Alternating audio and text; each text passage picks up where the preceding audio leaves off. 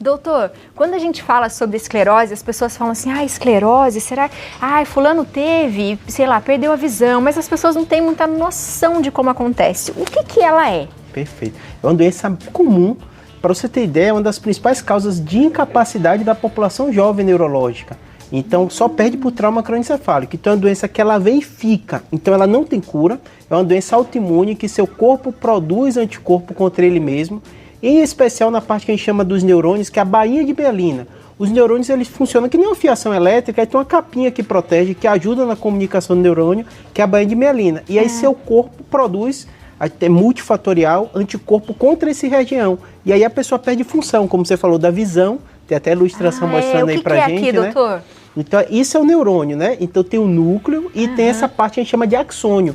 O axônio é como um neurônio comunica com o outro. Pra você ter ideia, tem milhões, né, de comunicações entre um neurônio e outro, né? Então, toda vez que você tem um problema na comunicação, a pessoa tem um déficit. Pode ser visual, essa parte da visão, um dos principais sintomas que a gente chama neuromielite, de apresentação, então às vezes fica visão dupla, uma visão borrada, né? E é uma doença que às vezes é difícil o diagnóstico, porque às vezes inflama e depois desinflama. Então a pessoa às vezes não procura o médico e demora de diagnosticar. E depois ela pode ficar, doutor? Esse é o grande problema. Quanto antes você diagnosticar a doença, menos sequela o paciente vai ter. Imagine, inflama e você dá um remédio que desinflama, então não vai ficar nenhuma sequela. Mas se não der esse remédio que desinflama, a pessoa pode ficar com algumas sequelas. E geralmente dá nos dois olhos ou em um só? Geralmente um. Começa em um, pode ter dificuldade de movimentação também, né? Dói quando o paciente movimenta, ele fica com a visão dupla, né? Só que como a população jovem, você não tem doença, né? Então você acha, foi porque eu fiz alguma coisa, né? Pega um argumento, né? Ou então deitei em cima de um braço, perdi a movimentação, é assim mesmo, não. Mas é diferente, né? É algo que vem, ela fica, não é tão curto quando você dormiu num braço, né? Que você sente às vezes aquele formigamento, demora um pouco, mas normalmente aquilo depois inflama. O problema é que a forma mais clássica da esclerose múltipla, né? Que você vai ter no surto, então você tem um surto, se você não tratar, pode deixar uma sequela. E além disso, quanto antes você diagnosticar, o paciente pode fazer um remédio que previne ter essas crises. Ai, que bom. E você está falando bastante de jovens. Existe uma idade em que isso pode acontecer, doutor? Que idade é essa? Pode acontecer em qualquer faixa etária, mas é mais comum na população entre 20 e 40 anos de idade, 40 e poucos anos. Nossa. E é mais em mulher, né? 3-1. Então, por que, doutor? As mulheres, elas têm doenças autoimunes com a frequência um pouco maior, então todas elas têm essa característica. É difícil a gente explicar o porquê, né? Mas é sempre essa frequência. E quais são os sintomas? Como que a gente pode entender que pode estar acontecendo com algum diagnóstico de esclerose? Perfeito. O mais importante teve um sintoma novo, em especial neurite, que é esse problema visual, a neuromielite o paciente tem, então ele pode ter uma alteração na visão. Além disso, uma fraqueza motora é um sintoma comum. A alteração sensitiva também é um sintoma comum. Normalmente o sintoma vai e fica, né? Por umas horas, geralmente mais de um dia, e depois aquilo começa a melhorar. E também a alteração do equilíbrio. Então, como a população jovem ela tem que ter uma reserva muito boa, então às vezes ela tem uma alteração e dá uma desculpa, foi porque eu fiz isso, fiz aquilo, e às vezes não procura atendimento. Então, teve qualquer sintoma neurológico novo, em especial essa população jovem, tem que procurar atendimento médico. Eu já cheguei a ouvir também, doutor, algumas mulheres falando assim, eu sempre fui de ir ao banheiro à noite, mas comecei a ir muitas vezes e depois deu um diagnóstico. Então, ou de segurar para ir no banheiro, ou ter vontade de ir ao banheiro e não conseguir, e confunde muito com a infecção. Também tem a ver com a esclerose ou não, doutor? Tem. O grande problema da esclerose é isso. Teoricamente, todo o nosso sistema nervoso central, ele tem bainha de mielina. Então, pode atacar qualquer local. Óbvio que a incidência é maior isso da visão, que a gente falou, alteração sensitiva, alteração motor e do equilíbrio.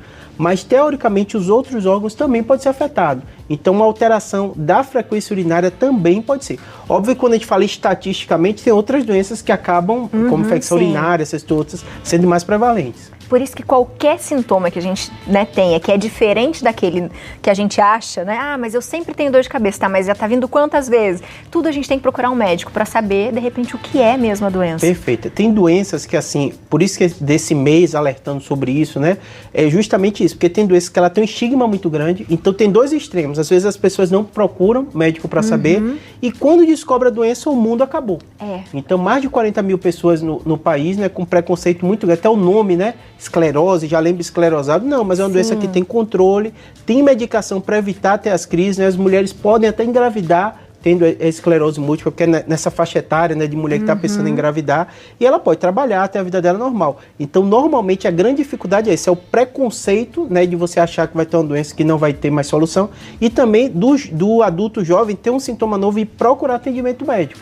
E doutor, esses surtos, como que eles acontecem? Pode acontecer, sei lá, eu estou conversando com o senhor e acontecer? Isso, só que normalmente, diferente do AVC, que é aquele clássico, aquele evento muito agudo, a gente já falou sobre isso, né? O aneurisma que se rompe, no caso da esclerose múltipla, um sintoma ele vai crescendo, crescendo, crescendo e de repente a pessoa sente ele de forma mais intensa. Então, muitas vezes, por isso que a informação é muito importante essa doença. Às vezes o paciente é como se ele fosse adaptando aquilo, tá estranho em minha mão, e às vezes, a maioria das vezes, o grande problema é esse, o diagnóstico às vezes é tardio. O paciente, depois que você dá o diagnóstico, ele, então ano passado eu tive, ano retrasado eu tive, então meu evento agudo fica durante alguns dias e depois aquilo vai melhorando. Mesmo na maioria das vezes que o médico não faça nada. Mas se o médico descobre de forma precoce, o neurologista, né, ele faz o tratamento, encurta esse tempo de recuperação, não deixando sequela e além disso ele pode dar medicação que evita ter novas crises. Logo, se o paciente tem menos crise, menos risco de sequela ele vai ficar. Que bom.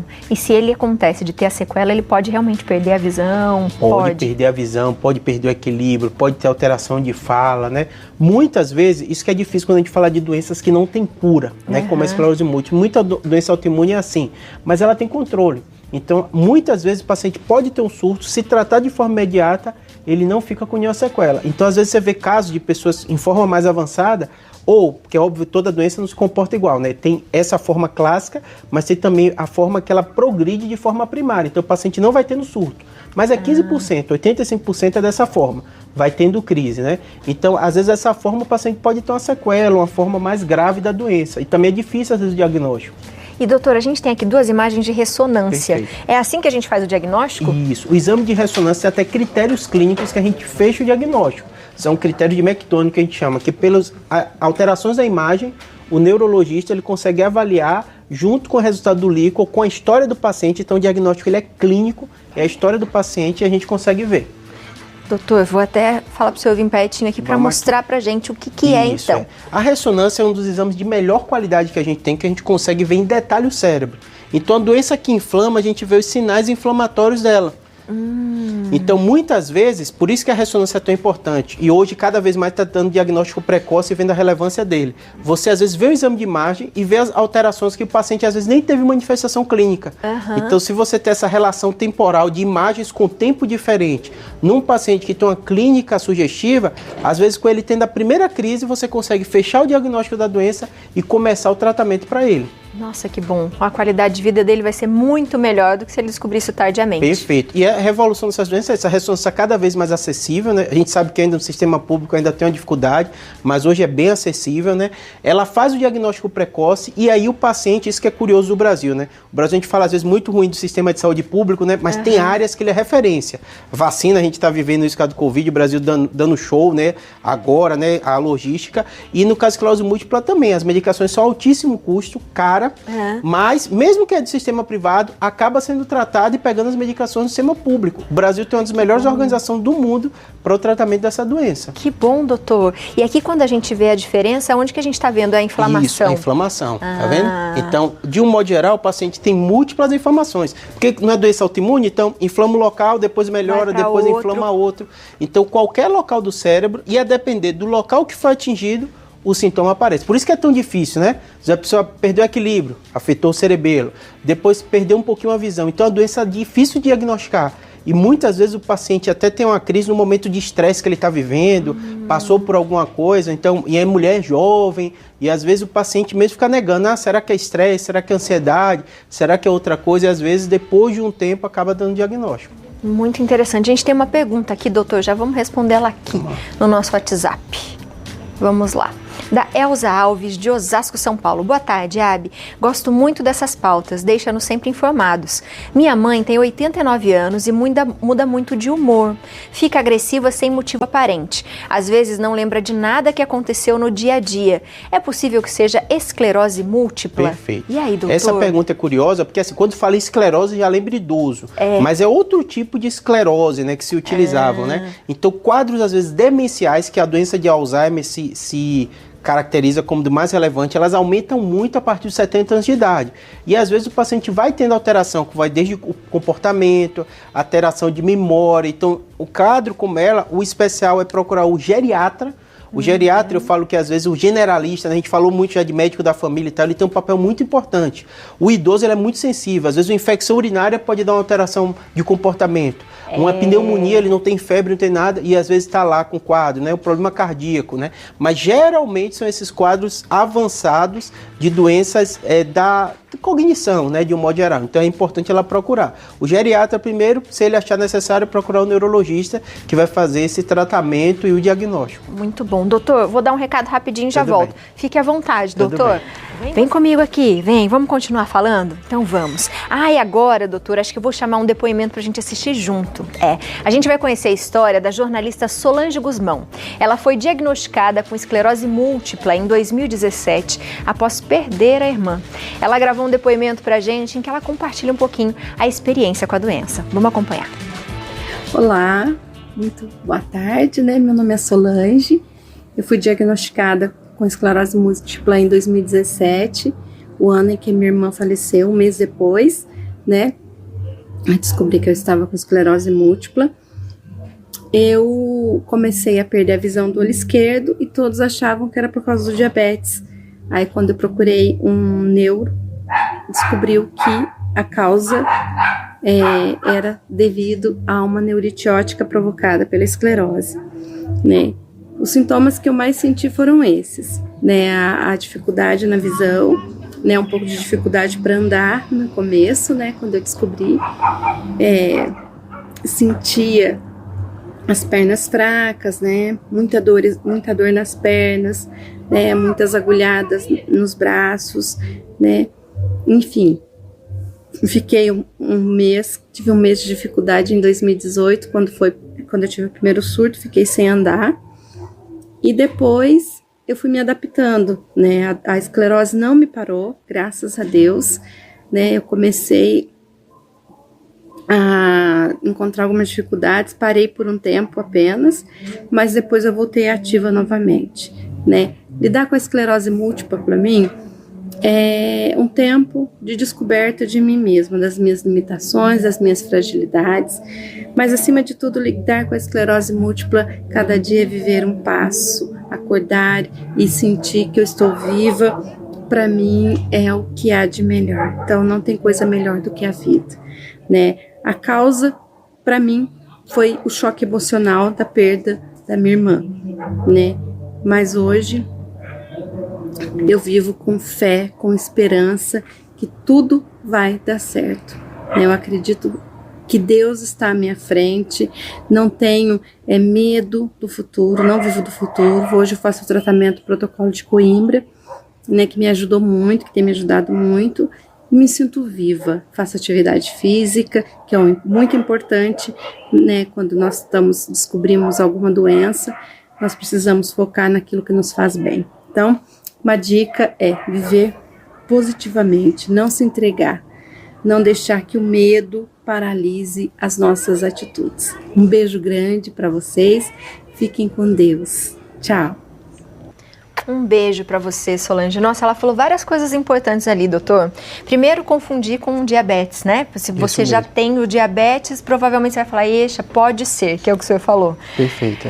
Falou um gatilho ali, né? Emocional. Isso pode acontecer, doutor? Pode acontecer. É porque é uma doença que a gente chama que ela é multifatorial. Então tem um aspecto genético, né? Então não é que é hereditário, a mãe teve, o filho vai ter, mas tem um aspecto genético, tem um aspecto ambiental. O sol, por exemplo, a gente sabe que essa região que a gente vive como o Brasil é incidência até menor do que países mais frios, então tem também essa relação. E o estresse também é um gatilho. Normalmente o paciente nota esse gatilho. E sintoma neurológico é estranho, né? Porque você tem dificuldade para andar, você perdeu uma irmã, então normalmente eles demoram de ter o diagnóstico. Então outro aspecto que é muito relevante, a gente viu muita coisa aqui nessa entrevista, é que hoje em dia tem a medicina baseada em evidência, tem trabalhos científicos, apesar de ser uma doença que ela é relativamente rara, muita gente tem, são pessoas ativas como ela, e tu tem que procurar um neurologista especialista nisso, porque existem tratamentos adequados. A gente sabe que às vezes quem tem doença crônica ou tem doenças assim, elas ficam desesperançosas, às vezes procuram tratamentos que não têm evidência científica, né? Então procuram qualquer tratamento, esse remédio vai ser revolucionário. Não. Procura aquele médico que trabalhe realmente com a doença, né? Para ele dar o melhor tratamento que tem. É uma doença que acontece no mundo todo. Então, o tratamento que é dado aqui é o que dá nos Estados Unidos, Europa. O Brasil é referência nisso. Que legal, doutora. Ela falou de tratamento de Coimbra. É um dos tratamentos, é isso? O ideal é sempre procurar um neurologista especialista em esclerose múltipla, porque na maioria das vezes são medicações que são utilizadas no mundo inteiro. Então, vira e mexe, o paciente procura um tratamento ou outro, mas ele tem que procurar aquele tratamento que é baseado em evidência, que na maioria das vezes são imunomoduladores e são remédios que revolucionaram a doença, que reduz realmente a quantidade de vezes que a pessoa tem a medicação.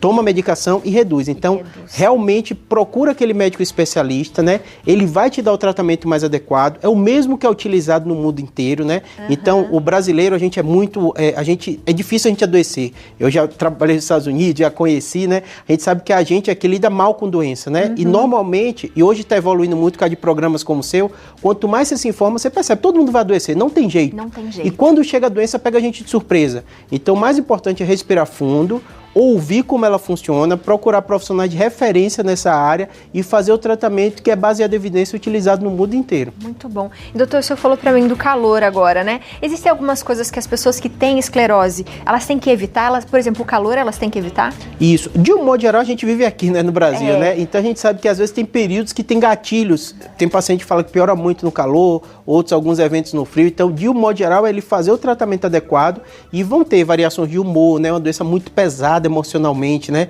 Você vê que ela falando, eu tô ali, mas você vê que... É sofrido, né? É sofrido, eles são muito organizados, não é à toa que tem esse mês assim, então tem grupos de pacientes que eles se organizam, né? Associações, tem doenças que têm essa característica, né? E eles estudam, eles vão atrás, eles conseguem meios, eles têm uma atuação política também, por isso que as medicações, inclusive, são liberadas. E isso é bonito, né? Porque a pessoa não deixa a doença tomar conta e vai atrás de buscar os melhores tratamentos e retorno à atividade também. Uma mulher jovem, inteligente, né? Com profissão, ela tem que voltar à atividade. Muito bom. A gente tem mais uma perguntinha aqui, da Tamara de Osasco. Boa tarde, tenho 36 anos e tenho esclerose múltipla há 4 anos. Tomo imunossupressor.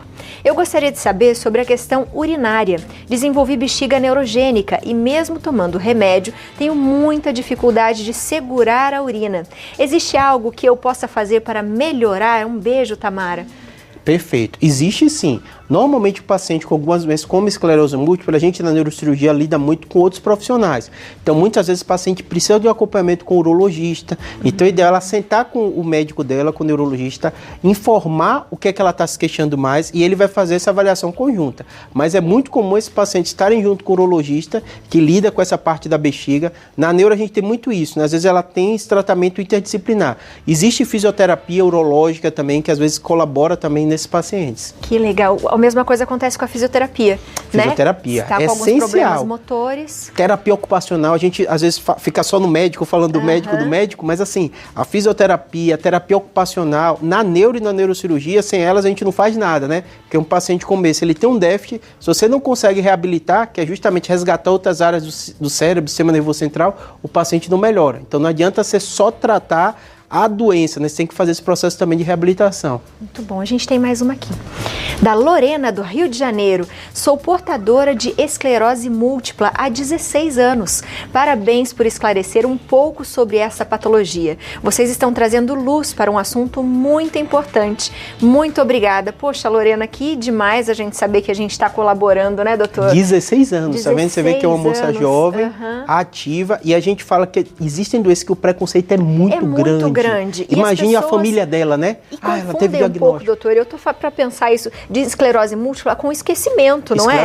Esclerosado, dá aquele carimbo como se a pessoa tivesse a doença, ainda mais doenças que a gente fala que não tem cura, é forte falar isso, né? Mas tem controle. Ou ela convive há 16 anos, está ativa, né? Então, realmente, existem doenças que elas têm uma frequência incidência no seguinte, que a pessoa tem, mas ela convive a vida inteira, né? 16 anos. Então imagine toda a família que impactou depois do diagnóstico, o pai e a mãe pensando o que é que vai acontecer com ela, como é que ela vai trabalhar, como é que ela vai se manter. Então programas como o seu têm um impacto, às vezes, tão grande quanto um tratamento, né? Porque tem esse aspecto também da família entender o que está acontecendo. O que está acontecendo. Conhecimento é tudo nessa vida, não é, doutor? Isso, sem dúvida nenhuma. Doutor, muito obrigada. Obrigado. Seja bem-vindo sempre à nossa casa, viu? Tudo é bem. Sempre muito esclarecedor. Tudo bem. Aproveita você em casa, segue o doutor na internet, ele faz vários vídeos no YouTube também explicando vários temas, viu? Aproveita aí, ó. É o Neurologia Cirurgia, BR. Neurocirurgia BR, tudo junto no YouTube. E o telefone também, o WhatsApp é o 11 99503 8838 e o telefone é o 11 4200 2300. Ai, muito bom. Neurocirurgia BR, doutor. Muito obrigado. Beijo. Seja bem-vindo. Obrigado. Vamos cuidar, não é?